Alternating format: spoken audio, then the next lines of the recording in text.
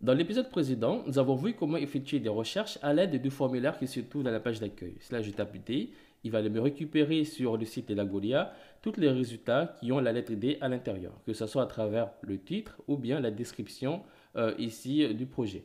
Alors là, c'est de l'article. Maintenant, nous allons voir en fait comment utiliser le formulaire qui se trouve dans la page de recherche afin d'effectuer directement des recherches instantanément. Alors, tout cela se fait via JavaScript. Et pour faire ça, on ne va pas se casser la tête, on va utiliser ici le package Vue Instant Search, qui lui en fait va me récupérer directement depuis Algolia tous les résultats et me l'envoyer directement dans l'application. Tu peux en fait suivre la documentation ici de Vue Instant Search ou bien la documentation d'Algolia. En fait, les deux, c'est la même chose.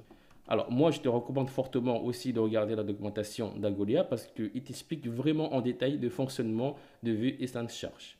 Après, ici, dans la partie composants, ici, tu as plein de composants dont tu pourras utiliser par la suite pour intégrer et améliorer ton système de recherche. Pour l'instant, nous allons voir que deux composants, ou même voir trois.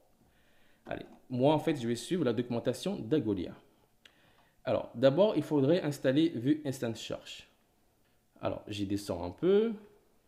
Ici, il me dit comment l'installer. On l'installe via npm. Du coup, il faut ouvrir le terminal. Et moi, en fait, je ne vais pas utiliser npm, je vais plutôt utiliser Yann. Je tape ici Yann, add. Voilà. Comme ça, en fait, Yann, c'est beaucoup plus rapide que npm. Voilà, ça a été installé, ça a été rapide. Je descends. Et ici, maintenant, il me dit il faudrait importer Vue Instant Search. Alors, pour l'importer, je copie ça. Après, il faudrait l'importer. Pour l'importer, dans le dossier ressources, ici JS, là, on a le fichier app.js. En fait, il faudrait le coller juste en bas. Voilà. Là, on importe Vue.js et puis après, on code ça juste en bas. D'abord, on importe Instant Search et puis par la suite, on va l'utiliser. En fait, grâce à ça, on aura accès à toutes les composants qui se trouvent ici. Alors, pour savoir comment cela fonctionne, je descends un peu en bas. Alors, là d'abord, je vais faire un coup de npm run watch. Je fais npm run watch. Très bien. Alors, je descends un peu. Alors, il faudrait l'utiliser à l'intérieur de la balise div qui a pour ID app. Alors, si là, je reviens dans l'application. Alors, ici, dans le template default, là, tout ça se trouve dans la balise qui a pour ID app. C'est comme pour le fichier app.blad.php qui est créé par défaut par Laravel. OK. Et puis par la suite, il me suffit juste de copier tout ça et de le coller ici. Alors là, je vais le coller pour l'instant là, en bas. Alors là, si on regarde bien, on voit quelques composants. Ici, j'ai les composants ACE Index. En fait, les composants commencent toujours par AIS, ACE. Et puis, on met le nom du composant. Ici, c'est ACE Index. Et puis après, on met ici App ID.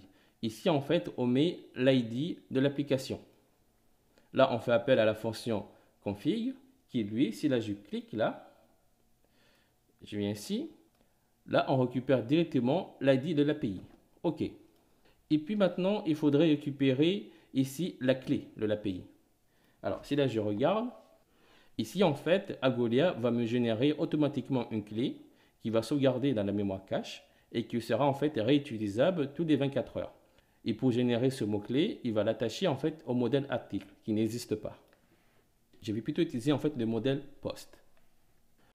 Là encore, il fait appel au modèle post. Alors, ici le index name correspond en fait au nom de l'index. Comme je t'avais dit, un index c'est une table. Comme par exemple ici on a l'index post et on a aussi l'index project. Alors là, qu'est-ce qu'il fait? D'abord, il va initialiser le modèle post et puis il fait appel à la méthode searchableAs. Nous verrons en fait à quoi correspond cette méthode plus tard. Pour l'instant, tu peux juste faire comme ça. Ici, on a le composant input. En fait, c'est le formulaire de recherche. Et là, si je descends, on a le composant ici result qui lui, en fait, il va me renvoyer les résultats. Et là, il fait un echo. Mais par contre, là, il échappe avec un arrobase pour dire que là, on va utiliser du JavaScript et non pas des variables PHP. De result, ici, le result correspond en fait au résultat. Alors, si par exemple, là, je recherche par rapport au poste, ici le résulte correspond en fait au modèle post. Du coup là, résulte correspond en fait à un article. Et puis là, il met title. Moi, je peux mettre ici name. Comme ça, je peux récupérer ici le nom directement. Après, je peux aussi récupérer soit la description ou bien le body. Je mets ici description. Ok, on va tester pour voir si tout fonctionne bien. Là, je réactualise. Et voilà, ça marche. Nickel. Ici, on récupère absolument tout ce qui se trouve ici. Alors après, là, on a un petit formulaire que là, on ne voit pas très bien. Mais si là, je tape, là, tu vois, ça a disparu. J'efface. Voilà, c'est réapparu. Alors, première chose à faire, j'aimerais bien en fait utiliser le formulaire que j'ai ici. Voilà, le formulaire que j'ai personnalisé à la place du formulaire que Algolia me donne. En fait, ce que moi j'ai fait d'habitude, je vais couper tout ça. Parce qu'en fait, il faudrait que tout se trouve à l'intérieur ici du composant index. Et puis je code ça à l'intérieur. Et par la suite, je vais couper ça et le mettre plutôt ici. Et après, il me suffit juste de couper tout ça. Comme ça, je récupère ici le placeholder ainsi que la classe. Et je colle à l'intérieur.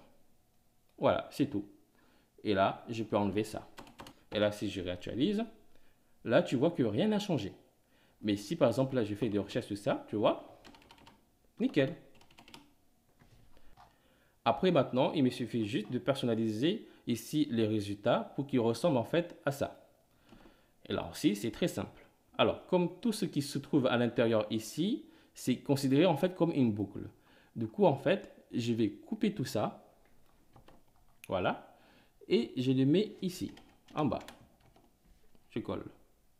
Et puis, par la suite, il me suffit juste d'enlever ça. Alors, là, je vais enlever ça. Et mettre ici résulte de PAF. Ici, que je rappelle, résulte correspond en fait ici à l'article. Je peux en fait l'échapper en mettant ici un arrobase. Mais moi, en fait, je vais utiliser plutôt du vbind. Je mets ici un 2 points. Et fait comme ça. Voilà. On fera comme ça. Alors, c'est très important de mettre 2 points avant de href. Ou sinon, tu peux mettre ici un v. Tu mets bind. Voilà. Mais moi, j'aime pas trop faire ça. Je mets ici un 2 points.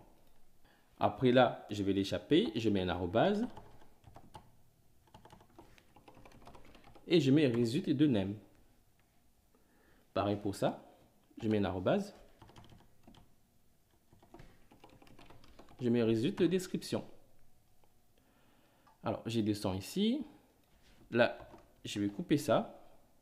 Et enlever tout ça. Hein. Ça ne sert à rien. Et là, mettre indiv. Je fais appel ici à l'attribut classe. Je mets mis auto. Et je mets container. Et tout ça, je les mets à l'intérieur. Je réactualise. Nickel. Voilà, comme tu vois, c'est redevenu comme avant. Mais là, par contre, l'avantage, je vais faire des recherches. Par exemple, là, je mets DD, ça a disparu. Voilà. Alors, si par exemple, j'ai envie de récupérer ce résultat-là, je copie et je le colle ici. Voilà, maintenant, il n'y en a que 3. Très bien, comme tu vois, notre système de recherche fonctionne nickel.